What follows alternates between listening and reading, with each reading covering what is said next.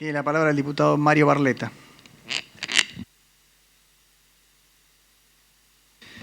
Tiene la palabra el diputado Marco Labaña.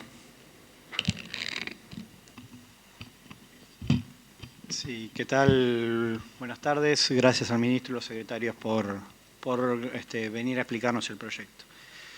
Yo voy a compartir varias de las dudas que el diputado Bossio ha expresado, que seguramente responderán en el pedido de informe que les ha elevado. Me quedan algunas preguntas. Primero, el tema de comisiones. El caso de NML no es el único que tiene pagos extras o por comisiones o costas legales, sino hay algunos también que tienen incluidos, por ejemplo, el de Becher, que tiene un monto incluido. Está el caso de Nikola Stock, que tiene un 5% de honorarios sobre los bonos que finalmente terminen siendo cancelados. Me gustaría un poquito más de precisión de cuáles son todos los costos legales y separados, si se quiere, por el acreedor al que se le esté pagando, ¿no? Para tener bien claro cuál es el monto total, porque si bien se hablaba de acá unos 6.100.000 pesos, 6.100.000 dólares aproximadamente, la cuenta de los acuerdos me da algo así como 6.613.000 millones de dólares, ¿no? Con lo cual tengo una diferencia ahí que no termino de comprender, a ver si me pueden aclarar eso.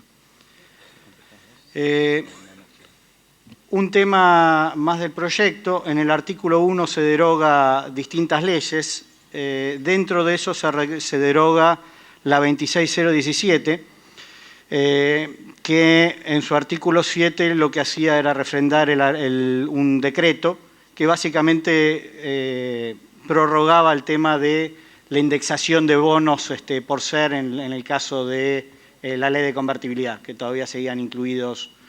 Básicamente esa ley decía que no se podían indexar. Estos decretos anula eso, hacen la emisión de los bonos con ser, y al derogar estas leyes, si bien en el artículo 11 los vuelven a refrendar, tengo una duda de si no queda un vacío ahí, porque el artículo 11 habla únicamente sobre las operaciones de esta ley, y tengo una duda ahí si eso es así o no. Otra de las dudas corresponde a la emisión de los nuevos títulos. Me gustaría alguna precisión de efectivamente cuál va a ser la emisión que se va a hacer ahora, si se va a hacer los 6.000 millones aproximadamente que hablaban que es parte del acuerdo, o se va a hacer la emisión de los casi 12.000 millones que hacían referencia previamente. Si es así, desde ya, como el diputado Bossio preguntaba, tener bien claro cuáles son las condiciones, cuáles son las tasas de interés a las que se podría estar obteniendo ese crédito, cuáles son los bancos colocadores, las características de esas colocaciones, etc. A su vez, si un punto central para nosotros es si esa emisión, me imagino que sí, pero por las dudas lo pregunto, si tienen incorporadas las cláusulas de acción colectiva, para evitar hacia futuro tener problemas parecidos a los de estos. Tengo varias preguntas, les voy haciendo algunas, si quieren intervenir en alguna me dicen. Respecto a la cronología de pago, me gustaría entender bien cómo es el momento donde se hace el pago y cómo se hace ese pago, si se hace con reservas o previamente se espera tener el ingreso de las nuevas colocaciones, que veo ahí que hay un problema legal que no se va a poder hacer, con lo cual me gustaría saber los periodos que se espera para lograr que ingresen esos capitales, que me permitan recomponer reservas, porque calculo que se va a terminar pagando estos litigios con reservas, por lo menos en el corto plazo, si no alguna aclaración al respecto. Sobre el tema de los riesgos de la RUFO, si bien yo coincido, no por ser abogado, sino por simple lógica, que la RUFO no debería aplicar, es cierto que hay una discusión en esto. Mi pregunta es si no se podría incorporar en el fallo final de Griesa, en el cierre del litigio, una cláusula que aclare que la efectivización de estos pagos y estos acuerdos fueron realizados posteriores al vencimiento de la cláusula RUFO. Eso sería, si se quiere, algún resguardo adicional en términos legales, más allá de las discusiones y los abogados, porque siempre sabemos en esto que la mitad de la biblioteca va a decir una cosa y la otra mitad va a decir otra, ¿no? Con lo cual, por las dudas, pregunten eso. Y el último punto es cuál es la vía o la hoja de ruta a seguir con todos los otros que no están ingresando en estas operaciones, en estos acuerdos. Aclaro que calculo que es por un problema del momento donde llegó los proyectos. El proyecto habla de algo así como 21 anexos para ser exactos, pero llegaron solo 14, por lo menos la versión. Me imagino que la versión final están todos los anexos incluidos, me imagino. Por eso sería bueno tenerlos bien detallados. Bueno.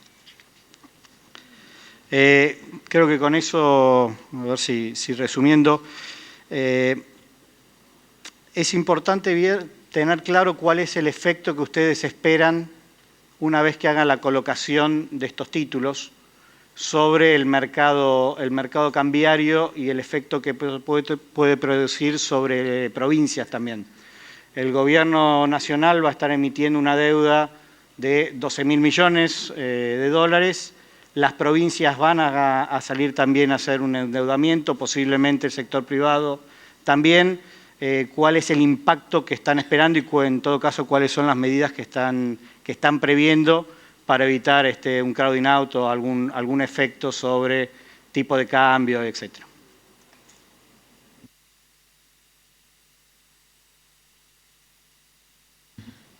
Gracias, Marco.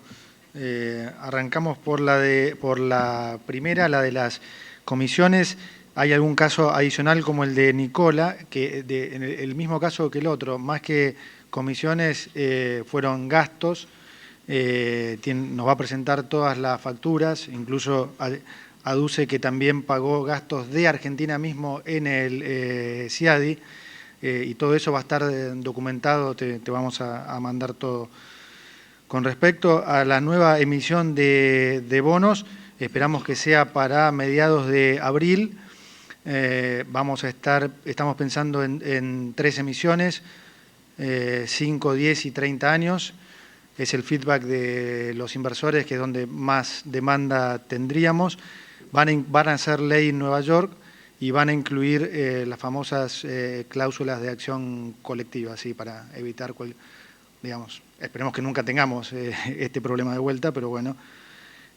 Con respecto a la cronología de pago que preguntaste, no vamos a estar pagando con reservas. Vamos a hacer la emisión en la que vamos a tener la demanda por estos bonos, a pesar de que todavía el injunction está, y agradezco la pregunta. ¿Por qué? Porque en realidad el injunction lo que de alguna manera te bloquea no es que vos tomes plata, sino cuando la pagás. Lo que dice esencialmente es que cuando vos le pagues a un acreedor que está, digamos, en condiciones, tenés que pagarle todo a los holdouts.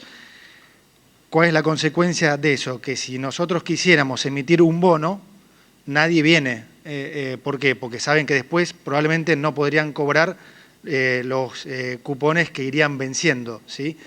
Entonces, con la resolución del juez Griesa, eso ya se disipa. Los inversores mismos saben que podemos tomar el crédito porque tan pronto tomemos y le paguemos a la gente que haya firmado los acuerdos antes del 29 de febrero, entonces simultáneamente se levanta la cautelar y entonces ellos en sus bonos nuevos pueden cobrar los cupones regularmente.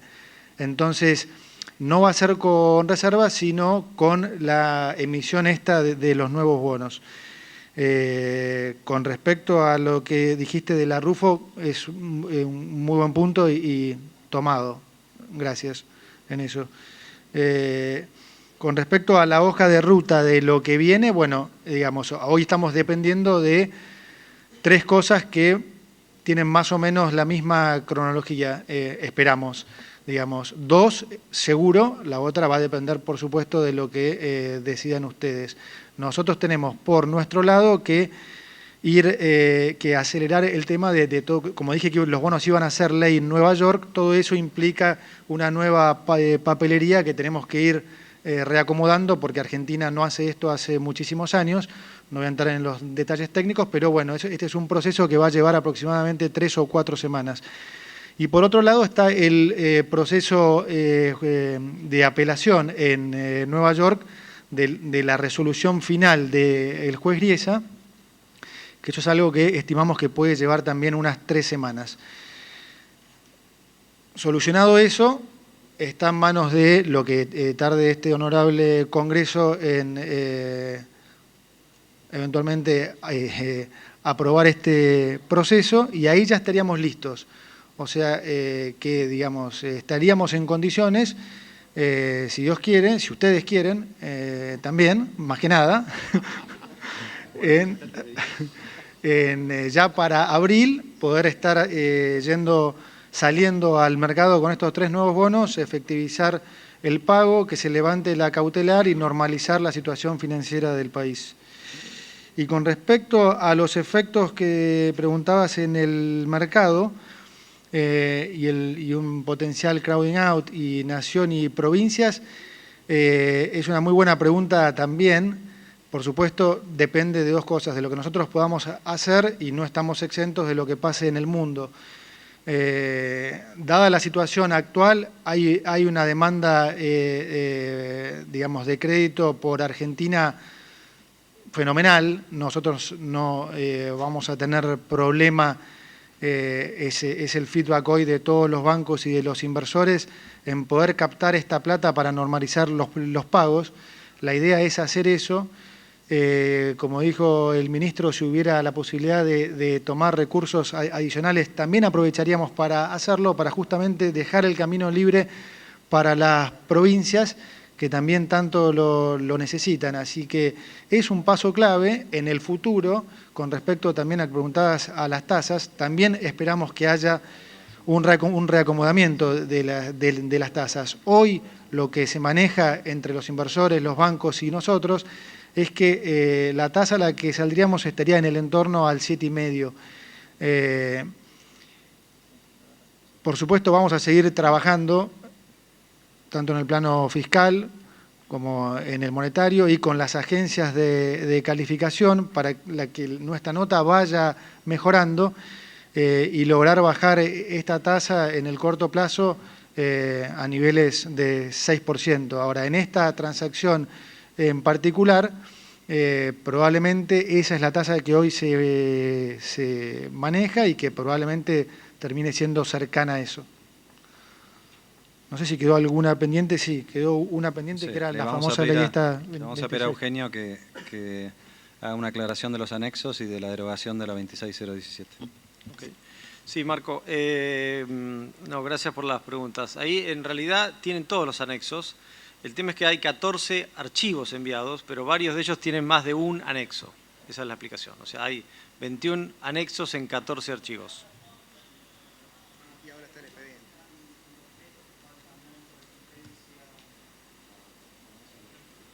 Bueno, digamos, la información que tienen es la información que tenemos nosotros. Con respecto a tu pregunta de los bonos en pesos, la derogación del decreto obviamente tiene efectos hacia adelante, no es, obviamente los efectos ya cumplidos frente particularmente con los derechos de los inversores, la ley no se mete ahí.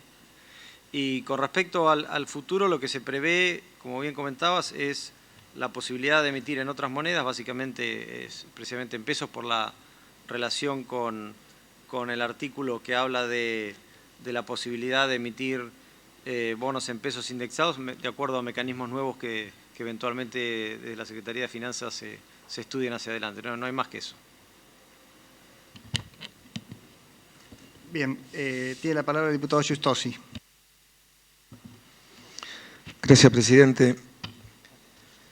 Bueno, en primer lugar, Gracias, Alfonso. A todo el equipo económico por la celeridad del tratamiento de este tema, por haberle impreso una dinámica a la negociación para poder estar en esta instancia. Valoro la vocación que este tema sea tratado como política de Estado. Hay un antecedente de una misión que compartimos distintos sectores, todos los actores de la vida política nacional, en una misión a Washington, Estados Unidos, creo que fue mediados de 2014, encabezada por el presidente de la Cámara, entonces presidente de la Cámara, diputado Julián Domínguez, y que en la delegación estaba presente el actual presidente del Banco Central, Federico Sturzenegger, el actual embajador en Estados Unidos,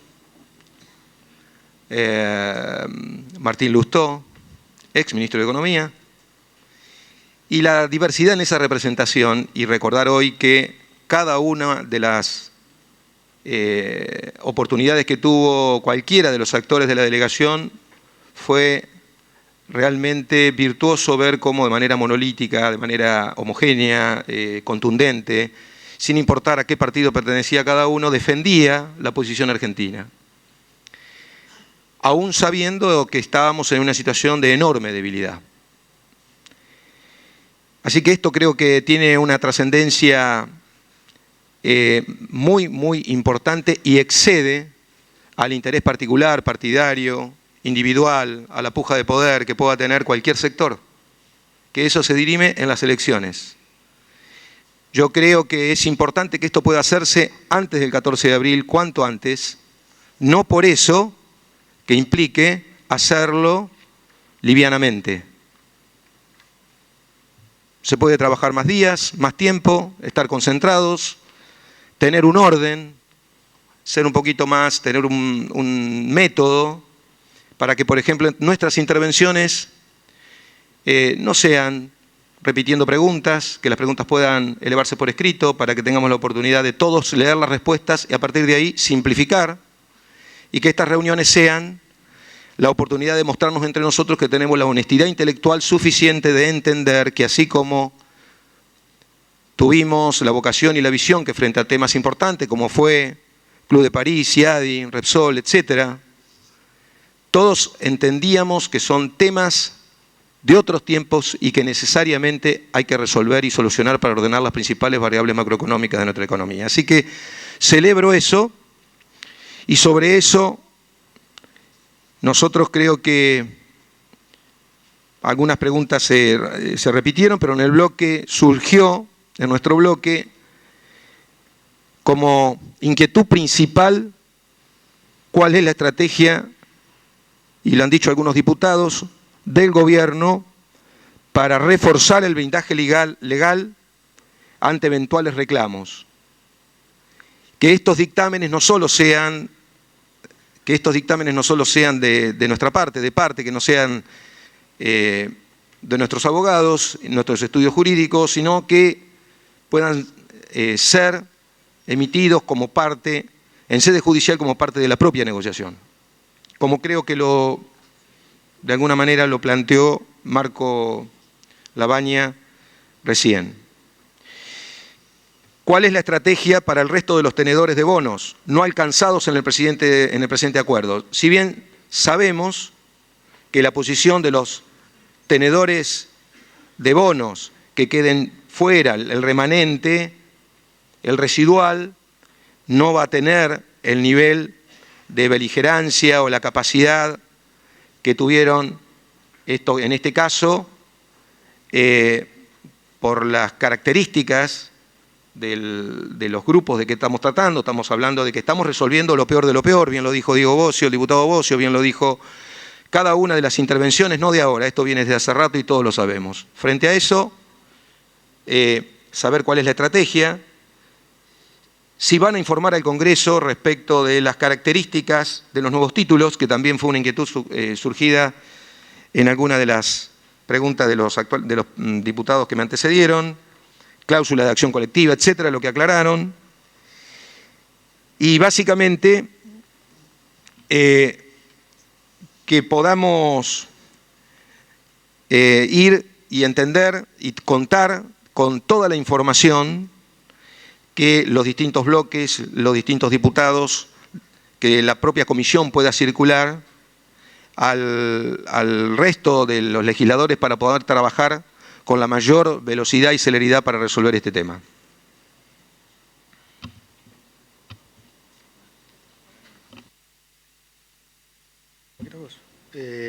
A ver, con respecto a la estrategia para el resto de los tenedores, bueno, es un poco como comentaste vos. En realidad, todos tienen derecho a ser, como se llama, holdout de holdout, o sea, no podemos forzar a nadie a que entre. La expectativa es que todos van a querer de alguna manera seguir negociando y nosotros vamos a estar abiertos a seguir negociando. No vamos a poner ninguna cláusula nuestra porque eso de alguna manera fue justamente lo que provocó todo este lío, ¿no? No podemos forzar a alguien a que acepte lo que queremos o que se vaya. Entonces nosotros siempre vamos a seguir negociando, la oferta nuestra va a estar abierta, el incentivo para hacer holdout de holdout va a ser muy bajo por varias razones, porque ya no va a estar la gente, como bien decías, importante litigando, porque de la gran mayoría de esta gente ya van a haber cerrado un acuerdo, entonces vas a tener mucho menos peso, porque tanto el juez como el mediador, como un poco la opinión pública ahora, valoran nuestra voluntad y nuestra voluntad de negociación y la oferta que hemos hecho. La opinión pública está ahora más a favor de Argentina, entonces uno siempre puede ser holdout de holdout, pero yo en su lugar digo, no me quedo con muchas herramientas. Entonces, si bien no lo podemos forzar, la expectativa es que eso tienda a disminuir fuertemente en el cortísimo plazo. Nuestra expectativa es cerrar con todos, honestamente, y creemos que va a ser el escenario más probable. Pero bueno, veremos, ¿no? O sea, no, como te digo, no lo podemos decidir nosotros eso. Con respecto a los nuevos títulos, es lo que comenté antes, son los títulos a 3, 5 y 10 años, a una tasa promedio que se da entre el 7,5 y 8, y transparencia total ha sido siempre la característica de este proceso. Lo vamos a seguir haciendo cuantas veces tengamos que explicar algo y lo que necesiten se lo vamos a dar y pueden contar con eso. Quedó pendiente, Eugenio, la estrategia para reforzar el blindaje legal. Bueno, algo comentábamos con respecto a los tenedores de los canjes. Creo que ahí estamos muy bien. Y con respecto a, Darío, no sé si te referías a los holdouts, ahí es un poco como decía el secretario Caputo, de los incentivos que tengan van a ser muy bajos, teniendo en cuenta que hay una nueva realidad jurídica que ellos tienen. Recordemos que holdouts hay desde el año 2005, luego del canje, pero acciones judiciales del estilo que ha habido, como las de ahora, de estas medidas cautelares tan fuertes que han forzado casi a una situación de no poder pagar a los bonos reestructurados, hay solamente desde el año 2014. Es decir, si bien el primer fallo de Griesa en contra fue en diciembre del 2011, solo es del 2014, pero esa situación, como comentábamos anteriormente y comentaba el ministro, la hemos logrado revertir. Es decir, Griesa hace 2 días sacó una orden en donde dejó sin efecto las cautelares, ¿no es cierto? Entonces, no es lo mismo ser holdout desde el año 2005 como hasta el 2014 que ser holdout desde el 2014 hasta ayer, que ser holdout desde ayer o antes de ayer hacia adelante, básicamente porque ya no tienen más las medidas cautelares. El juez ha sido muy claro que eso ha sido una situación muy excepcional, que ya ahora no tiene más sentido de existir, mucho menos va a tener sentido de existir si logramos avanzar con la reestructuración de la gran cantidad o un número importante de holdouts. Ahora, frente a eso, el blindaje legal es lo que estamos haciendo. Con respecto a los que ya firmamos a porcentajes menores en el caso de NML, no existe, es otro no que hemos también dicho, que es que no hemos accedido a otorgar cláusulas, lo que se llama acreedor o nación más favorecida, es decir, que si en el futuro se ofreciera algo parecido a la RUFO, pero contractual entre partes, los que eventualmente accedieron a cobrar menos no tendrán derecho a reclamar lo que pudieran tener derecho a cobrar los demás. Incluso Griesa, si uno lee la sentencia de ayer, fue más explícito en el sentido, él opinó ya en la orden, que el proceso es un proceso donde no hay esta regla de que todos tienen que cobrar lo mismo, me refiero a los holdouts. Él lo dijo expresamente ayer, los estudios lo han dicho, y bueno, como decía, hemos rechazado la posibilidad de esta cláusula de mejor acreedor.